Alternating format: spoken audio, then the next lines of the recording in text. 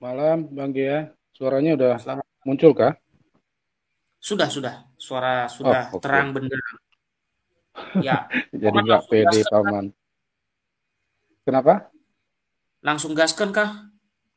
Ah, nyantai aja. Ini malam panjang, Bang.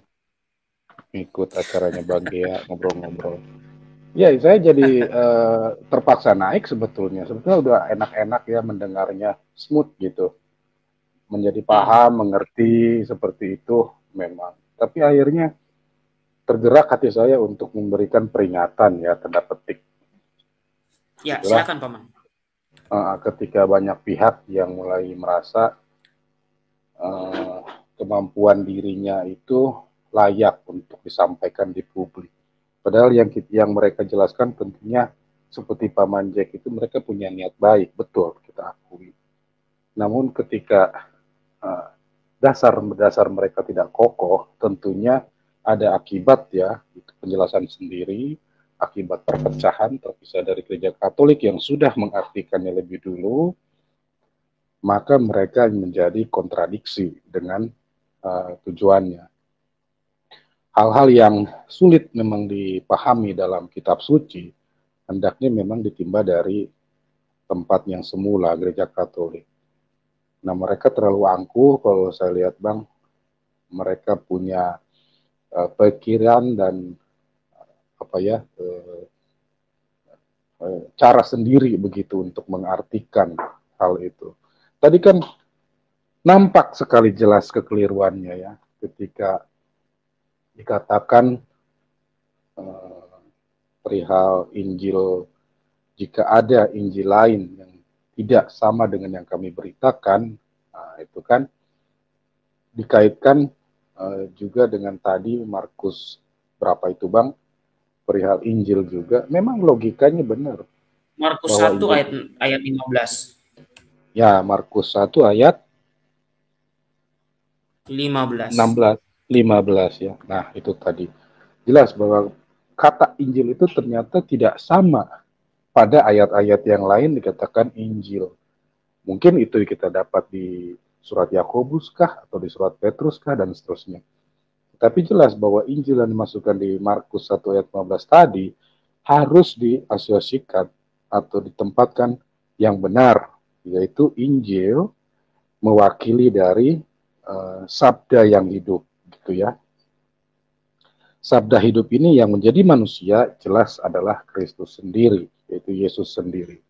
Nah, kalau sudah kayak begitu, semakin parah nih dengan apa yang sudah dia sampaikan dalam lain kesempatan dan lain hal.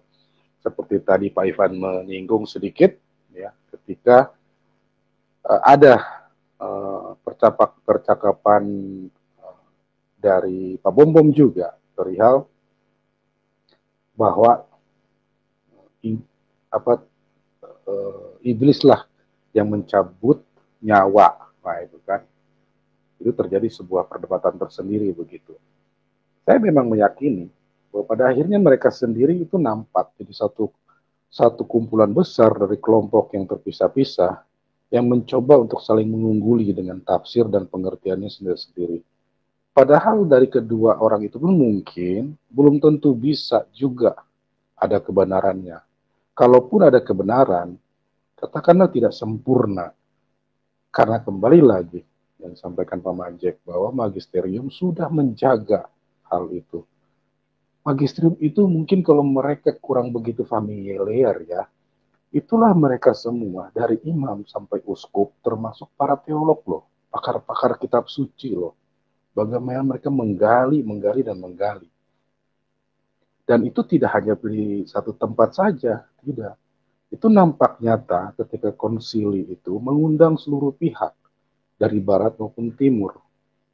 Semua dibicarakan, semua disimpulkan, sehingga semakin harusnya, maaf, sebelum seharusnya, sehingga apa yang diputuskan itu sudah mendekati pada kondisi yang memang valid, aktual juga dengan yang ada dalam pemberitaan para rasul. Nah, ini ada pihak yang tiba-tiba nyelonong. Ini yang semakin membuat kekeruhan di internet, termasuk kalau kita mau mengambil dari sisi disiplin pribadi ya, niat yang baik tanpa didasari dengan hal lain seperti tadi wawasan, pengetahuan, mau belajar kepada pihak lain menjadi satu hal yang kontradiktif, indisipliner, tidak disiplin dengan apa yang harus disampaikan. Maka sudah kelihatan bahwa hasilnya adalah penyesatan.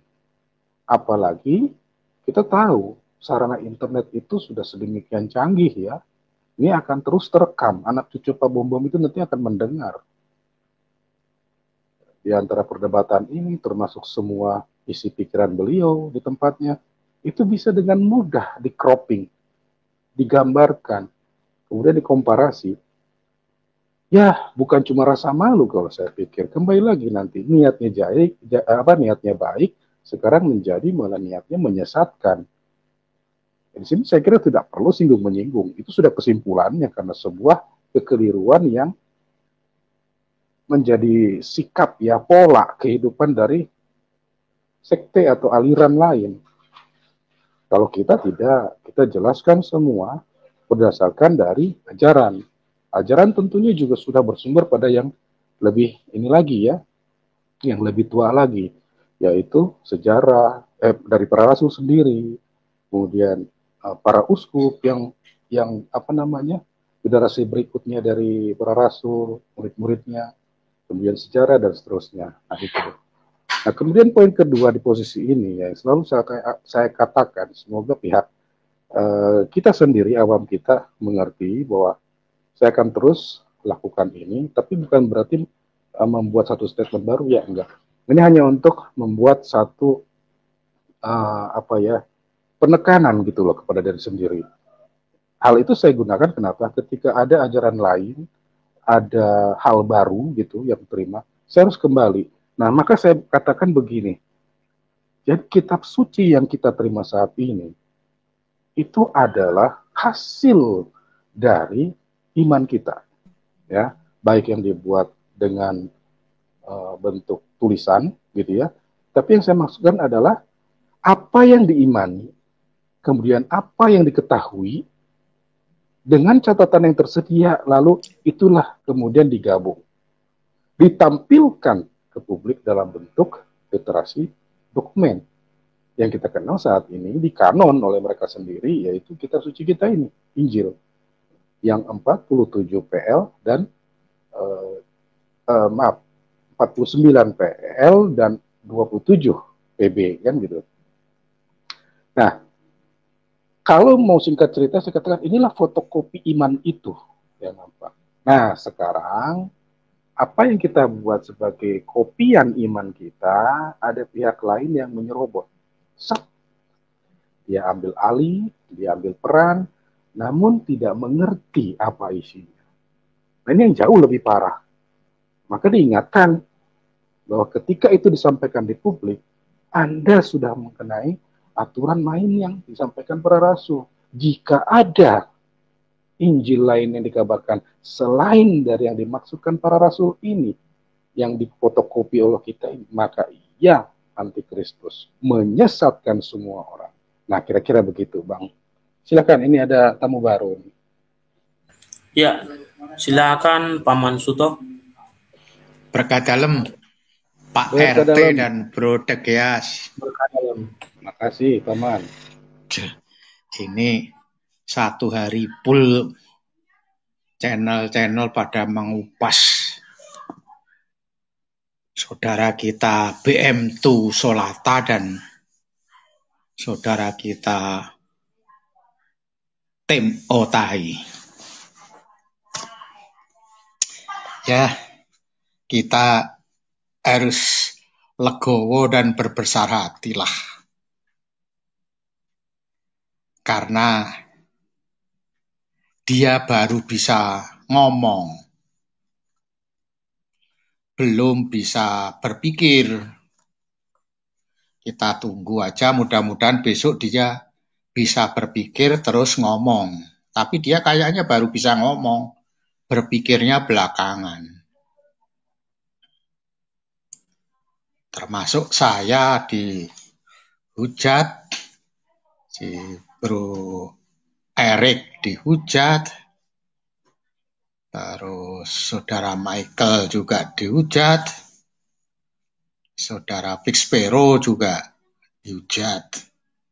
Tapi di tiga tempat yang berbeda-berbeda.